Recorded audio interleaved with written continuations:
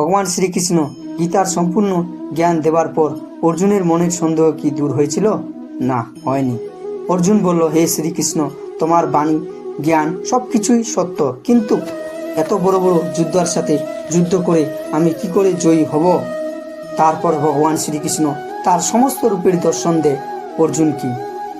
শ্রীকৃষ্ণ বলল, দেখো অর্জুন, আগে থেকে নির্ধারিত করা আছে তুমি বসবে সিংহাসনে, বাকি সব জমিতে পড়ে থাকবে। অর্জুন বলল, হে প্রভু, যদি আগে থেকে নির্ধারিত করা আছে তবে সেটা তুমি চোখের নিমেষে করে দাও। কেন এত খুন খারাপ রক্তপাত করার কোনো দরকার নেই। আমি বসবো সিংহাসনে, বাকি সব জমিতে পড়ে থাকবে। শ্রীকৃষ্ণ বলল, নির্ধারিত করা আছে, কিন্তু তুমি শুধু পাবে কর্মের মাধ্যমে। ঠিক আমাদের জীবনটাও তাই, নির্ধারিত করা আছে ভবিষ্যৎ সুন্দর, কিন্তু আমাদের সঠিক কর্ম করতে হবে।